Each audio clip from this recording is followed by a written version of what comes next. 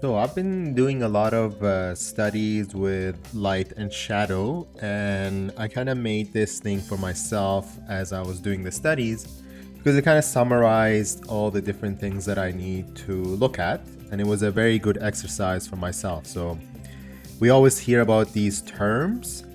So there's the light, highlight, the shadow, core shadow, cast shadow, and reflected light. But I wanted to really put these into practice, into a little sphere, and see how it goes and try and understand it better. So I'll start fresh from a newer page and see how I can get to this, and I'll explain the different things that we need to consider in order to reach this part. So we'll start with this. So we have the ground in gray, the darker sphere, looks like just a 2D circle right now, and then the sky, right? So if we say, for example, the light is coming from here, let's say.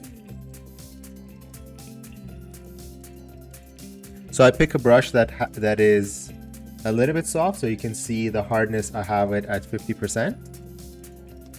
And we can start. So we can start maybe with the cast shadow is one of the first things that we can do. So if the light is coming this direction, that means the shadow should be there, right? So we can go darker and we can just draw the cast shadow right there.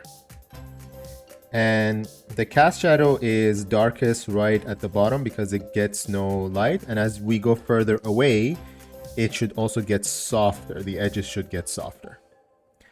So that's the first step. Now the next step is to try and add the light and shadow. And the other thing that we hear about is the word midtone. The midtone is the average color of the piece without light and shadow. So in this case, this circle or this sphere, the gray that we have right now, is the midtone. So if the light is coming from the top there, then there should be some light that comes this way, right? Simple as that. And then there should be some shadow underneath, right?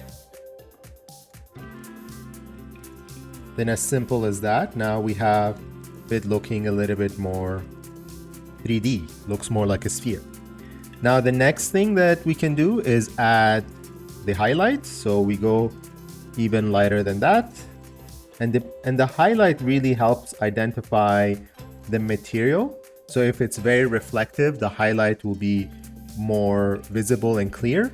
And if the material is more matte and not reflective, you might not see the highlight as well. Now, the next thing that we need to know is reflective light. So what does that even mean? So we know that light just moves in all directions, it bounces off.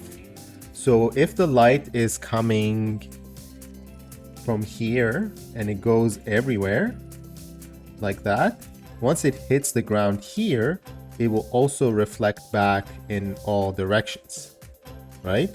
So some of that hits back and reflects off of the bottom side of the sphere. So we need to make sure we take that into consideration. So when we do that, we can come back here and add a little bit of reflective light. Of course, it's not as dark or as light as where the light is directly hitting the piece, but there should be some reflective light. Now, the other thing is the core shadow. So the core shadow is the darkest piece, and it's usually the part where kind of transition from light to shadow. So right in the center here, it should be the darkest. Okay. So this is very good when it's just in grayscale. So now what happens when we have color? So for example, the light is yellow. So if the light is yellow or orange, or depending on your lighting, we need to make sure that that color is also reflected a little bit into the material, a little bit into the piece. Keep in mind that, again, the type of material is very important. If we have, for example, if the material is not very reflective, or if the material itself is very black, for example, then it might not show the color of the light too much. But in this case, we can add it a little bit into the piece. So it kind of gives you the idea of what the material is and what the lighting is. So we can even do that for highlight, make sure it's still there. And then the same thing applies for the reflected light. So if, let's say, this piece is red, let's say if this is the color of the ground, we got to make sure that it's also reflected at the bottom of the piece where the light is reflected into it. So here also, we can choose that and add a little bit of that reflection here. Make sure we know that it's still dark, right? And maybe we don't want too much of that there. So there you go. This is kind of the basic of light and shadow. And this can be applied to anything really, like when we're trying to render a portrait, for example, or a character design, a character drawing.